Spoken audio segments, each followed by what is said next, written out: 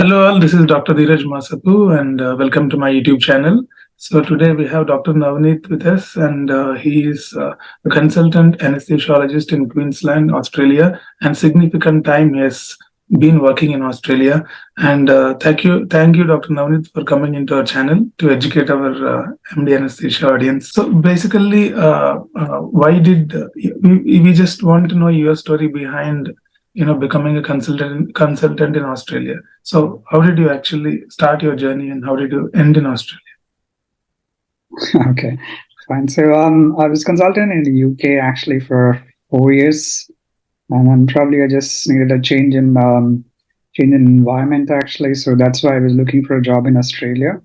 I've applied few places, and actually I was fortunate enough to get a job in Queensland. And I made a move a couple of years back, which I don't regret now. Actually, it's been a lovely country to work. Even as an anesthetist, it's one of the best place to work. Like like comparing UK, Canada, or US, it's one of the best place to work. What exactly do you want to know apart from this? So if my audience are MD anesthesia students and many senior residents are also there, more of the audience are younger crowd. So if they want to settle in Australia, what would be the best way to enter? If you can just tell us, that would be very helpful. Okay. So what I'm going to tell you is just from my experience. I'm not the expert on actually movement of anesthetists from one country to other.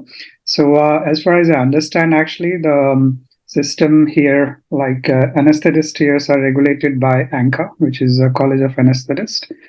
For an MD from India, there are a couple of routes actually. If you have worked for 5 years in India post MD, then you can apply to college directly for comparability of your degrees to Australian degree. And after the interview, they can grant you most likely partial comparability. I don't know of anyone being granted substantive comparability. So what that means, partial comparability, is actually that you will be working under supervision, level 4.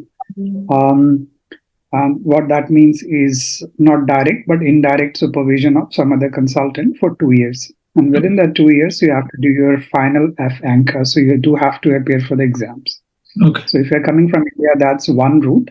And once you have done your exam and you have successfully completed your F anchor, they usually assess you after 2 years. So once they have done that and given you F anchor, then you can work as an independent consultant.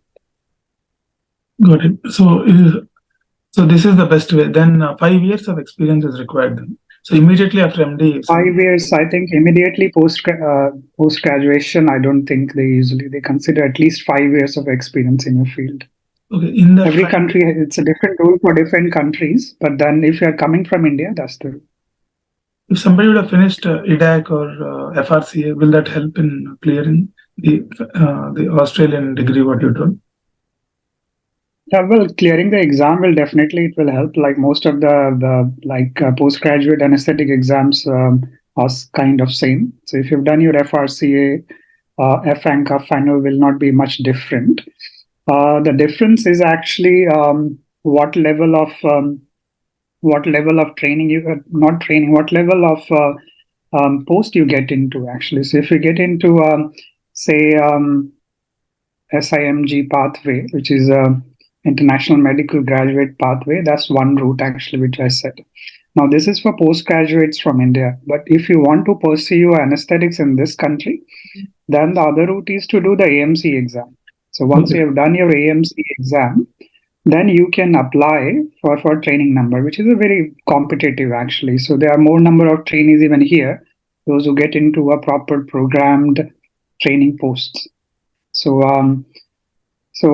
that's a very competitive way to come in. So if you're postgraduate, work for 5 years, then apply directly to the college and see whether they are happy to accept your credentials from your own country.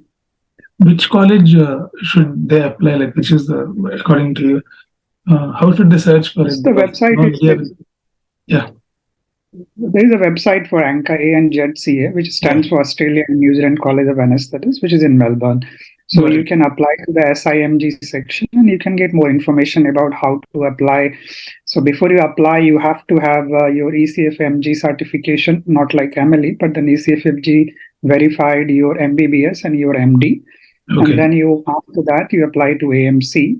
Okay. And after AMC number, then you apply to SIMG. And once they have approved it, then you have to apply to a regulating body in Australia, which is APRA, which is same as say NMC in India and GMC in UK. So APRA is the regulating body. Got it. Got it. Got it. Now understood. So basically, everything is there in the website only. So ECFMG certification and IELTS and things they have to clear. Got it. So Yes, for ECFMG, IELTS will be required. Yes. Got it. How does your day look like? Like how your work schedule? How does a typical day look like as an anesthetist, anesthesia consultant? Yeah, I'll tell you how it looks like here, but I haven't worked in India as an anesthetist. I've only worked in UK, so it will be slightly different whatever I explain. Yeah. So the day is like any other place in India. Usually starts at 7:30 in the morning. You start your list at 8 o'clock. As a consultant, it's independent practice, so you're given a list.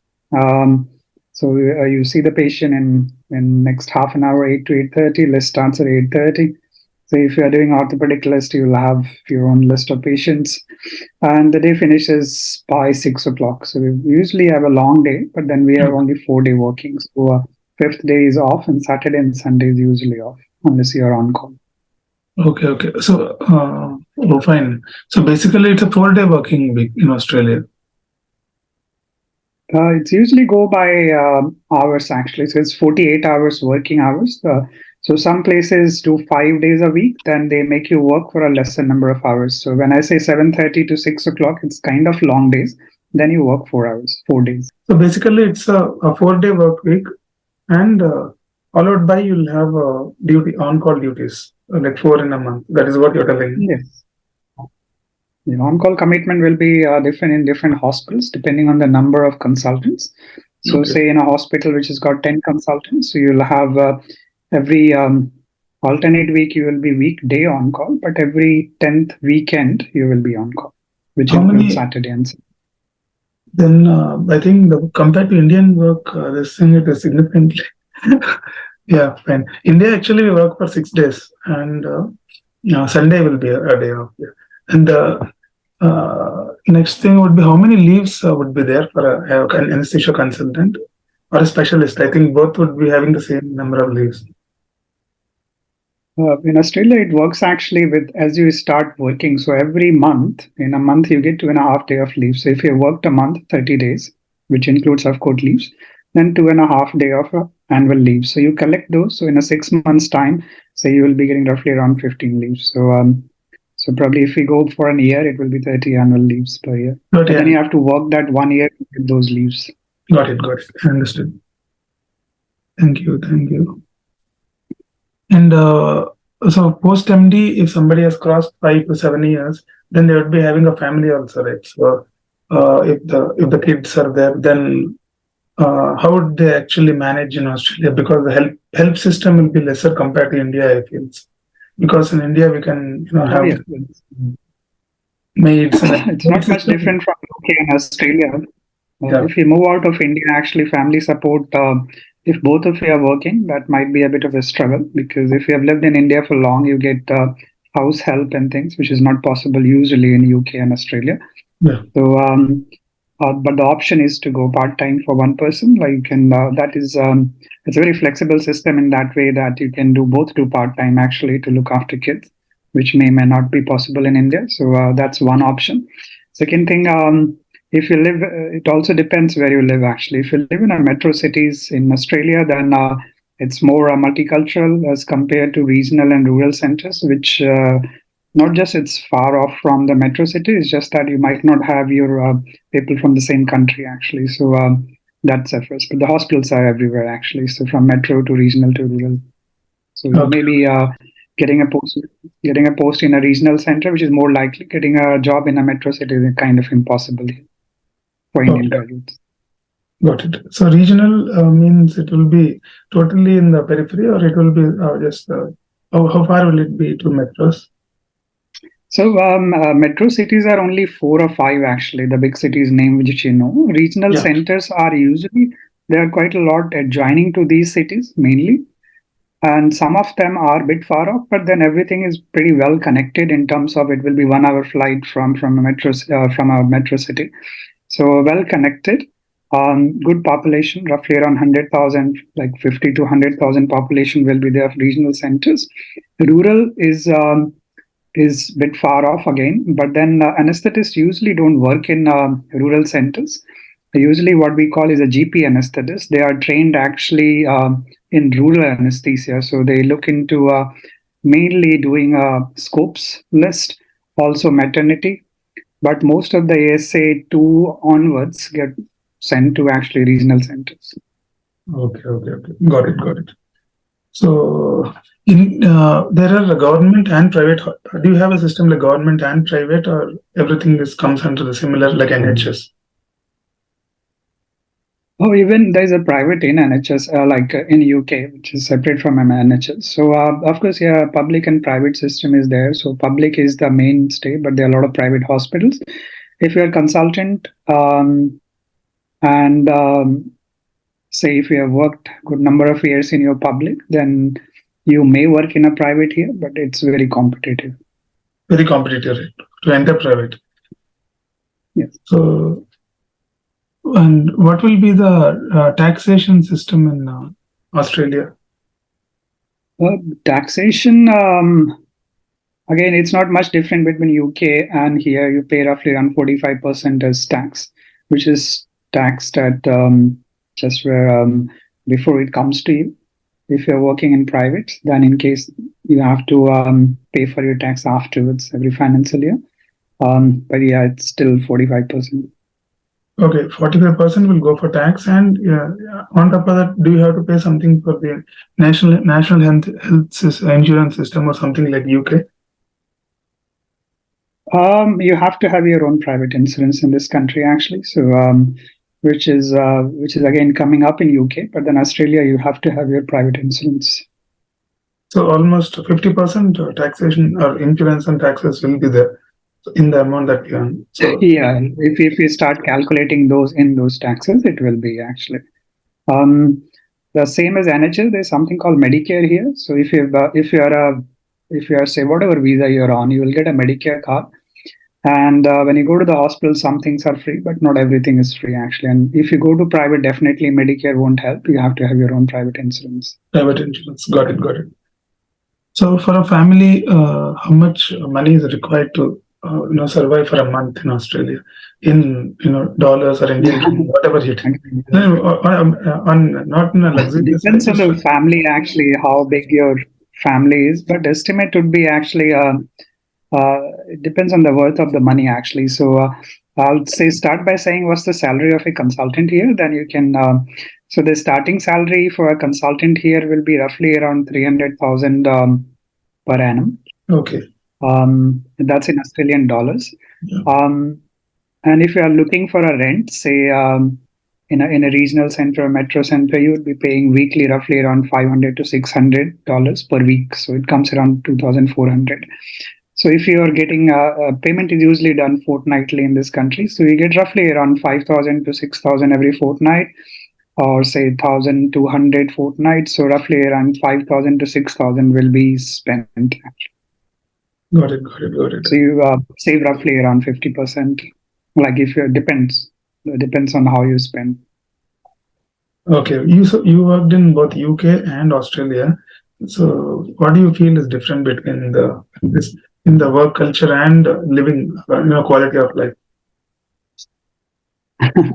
Okay, so UK is it's more of a mainly public system actually. Yeah. So you work and work is same 48 hours and you get fixed salary and the increments are not that much. Yeah. Australia is different in a way actually that starting salary is definitely better than a UK consultant. And then if you manage to get into private, then there's no limit in terms of salary actually. So salary is one difference from UK to Australia. Other difference, quite stark difference is the way of working actually. So if you have trained in UK, you are induced into the system, and then it's a pretty long training. By the time you become consultant, then you are kind of on your own, and then all the consultants are same. But if you are in Australia, actually, if you have just joined as a consultant, even though it's not official, but you work as a junior consultant, and then there are consultants there, those who have been in that hospital for long, like India, and of course they call the shots. Um, um, so yeah, if you are independent solo consultant, you won't find much difference. It's more of a capitalist system, same as US, as compared to a socialist system in as like NHS in UK. So you work harder in Australia, but then you are paid handsomely as well. Got it. I understood. A lot of information we are getting. So specialist and consultant. So who will be called as a specialist and who will be consultant in anesthesia? Like after MD from India. Yeah, nomenclature is very different actually in Australia. What we call consultant in UK, which is mainly in UK. Actually, in India, probably you call In assistant India, it is professor. different. In medical colleges, it is assistant professor, associate professor, and professor. In corporates, we call them associate consultants, and senior residents, something like that. So here in Australia, there is something called specialist. So most of the senior grade doctors are called SMOs, senior medical officer, but that doesn't mean actually that they are specialist. So if your specialization is in anesthetics and you have become, say, the consultant level doctor here, you will be called staff specialist anesthetist. Okay. But SMO is a general term used, but SMO could be a rural generalist, and SMO could be us as well, which is staff specialist anesthetist. So the term specialist, wherever it's used, that means they're specialized in one particular field. Oh, got it. So basically, our Indian anesthesia degree is valid in Australia. That is what is the conclusion, right? That's with 5 years of experience.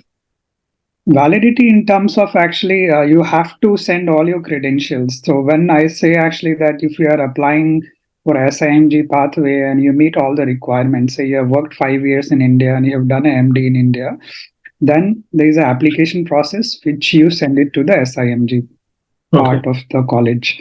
Yeah. They will assess your application and gives comparability. So in terms of validity of your degree in Australia, they will say partially comparable. They might not say fully comparable or substantively comparable. And I'm not aware whether they can say that it's not comparable. So kind of you can use your degree to come to Australia, but then you have to do a final FNCA exam here. Okay. So, but you would have got full comparability, no? When you have applied? From UK to Australia, there is a full comparability, yes. Okay. So, 1 year of level 4 supervision. Got it. So, basically, that is also a good pathway. I think somebody can go to UK and then go to Australia also. But it'll take a lot of... Yes, but then number of SIMG, those who come to this country is not much. If I have to give you a number, only 50 to 60 SIMG candidates come to Australia in the field of anesthesia per year. So you can see it's very competitive because there's not much requirement actually for anesthetists in this country like UK. Okay, got it. In your hospital, do you have any Indian consultants or you're the only one then? No, we have got Indian consultants. We've got consultants from all over the world. Okay, got it. So then, if somebody is planning in that 5 years, how should one build a CV to get at least a partial comparability for a huge shot? Like, what are the courses or fellowships or any publications? What is your advice after MD? It's difficult for me to say because I came from UK. Actually, I didn't come from India. But looking at the application, they will look into how many courses and conferences you have been, how many audits or research you have done. There's no point-based system, but they look at your CV to give your comparability. So you should have the usual things when you make your CV, like starting from course, conferences, teaching, training, workshops, whether you have done as a faculty. So those things has to be there, and plus personal attributes, those things matter. Got it. So if somebody can build these things, then the job will become easy. Yes, like building a CV actually is one thing, but then you have to have experience of as many number of cases. Like when you do 5 years, you get more experience, isn't it? You will be doing like So do they thousands of ask a cases in logbook also of the 5 years? No, they don't ask for a logbook. They like I can say from my experience, they don't ask for a logbook. They just look at the number of years of experience. Got it. Got it. So these are the questions from my side. Do you want to, just give some advice to Indian MD Anesthesia students, and to conclude, anything you want to say?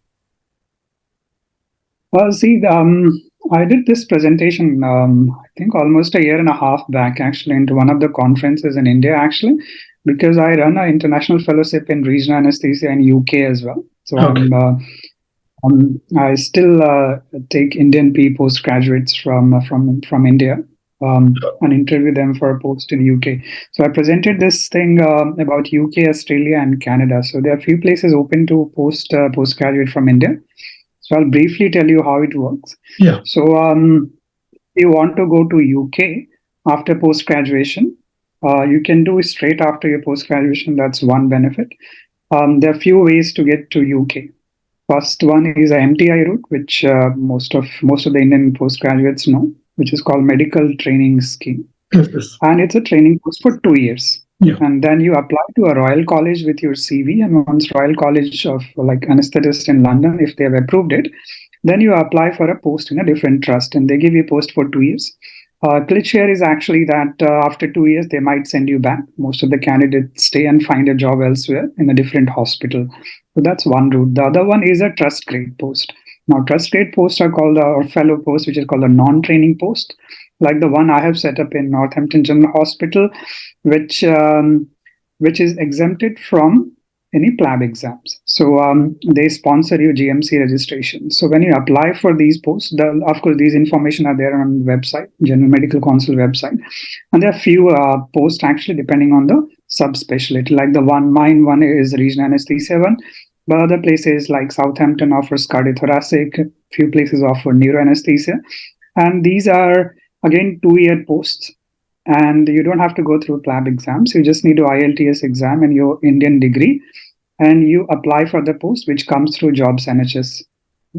Once you have applied for the post, we try to long list you looking at specific criteria. So what is something called personal specification. So I presented this thing on my presentation actually. So if you can, everything's on the website as well, GMC.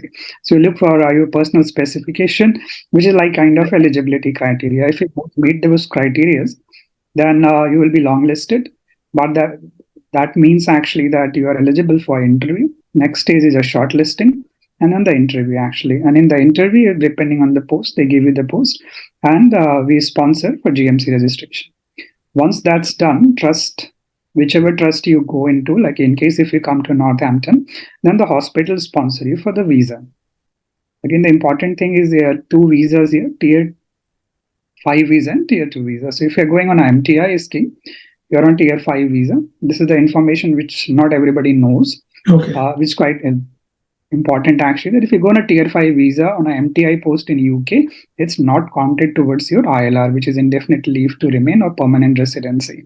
So after 2 years, you have to start from the basic again and work for next 5 years to get your ILR. So going into a fellow post or a trust grade post, which is a non-training post, is slightly better. That gets you on a tier 2 visa, and your spouse can work on that. But MTI visa doesn't give you that, which is a tier 5. Now there are other posts as well. You can do your PLAB exam, PLAB 1, PLAB 2, get the GMC registration, then apply.